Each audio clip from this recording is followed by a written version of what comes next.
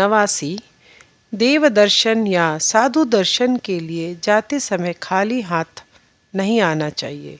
कम से कम 1-2 पैसे के फल या मिठाई या कोई भी चीज़ साथ में लानी चाहिए। कम से कम 2 फूल तो ज़रूर ही। नंबर 90।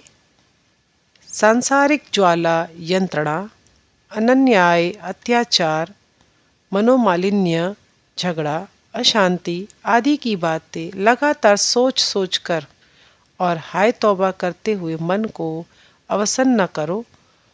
उसका कोई फल नहीं होता। उल्टे इन सब की मन ही मन या दूसरों के साथ जितनी ही आलोचना करोगे वे उतने ही बढ़ेंगे, 10 गुने हो जाएंगे और जीवन दुस्सह मालूम पड़ने लगेगा। जितना हो सके सब सहन कर सकने की चेष्टा करो। बात की बात में बातें बढ़ जाती हैं, इसलिए किसी के कुछ कहने पर उसकी उपेक्षा करके चुप रहना ही श्रेष्ठ है। गूंगे बहरे का कोई वैरी नहीं हो। श्री रामकृष्ण कहते थे, जो सहे सो रहे, जो न सहे सो नष्ट होवे। मधुर वार्तालाप से, मिष्ट व्यवहार से, सेवा और प्रेम से सभी वशीभूत हो जाते हैं। आज नहीं, 2 दिन के बाद। मन में दृढ़ संकल्प पैदा करो। बार बार विफल होने पर भी सुधरने की चेष्टा करो। भगवान से अपना समस्त दुख ज्ञापन करो। रो और अंतःकरण से प्रार्थना करो। तुम्हारी सब दोष त्रुटियों को दूर कर देने के लिए। दूसरे को सुधारने जाना व्यर्थ है, पागलपन है। निज को ही सुधारना है, किसी अन्य को नहीं। अन्य पर भी द्वेषभाव न रखो। आप भला तो जग भला। यदि यह न कर सको तो तुम्हारा ही दोष है और उसका फल भी खुद को ही भोगना पड़ेगा।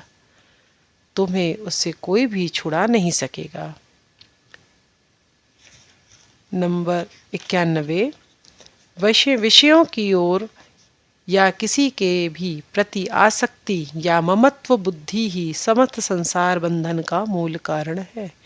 ज्ञानी लोग किसी को भी व्यक्तिगत रूप से प्रेम नहीं करते और न वे दूसरों को व्यक्तिगत रूप से अपने को प्रेम करना या अपने में आसक्त होने देना चाहते हैं।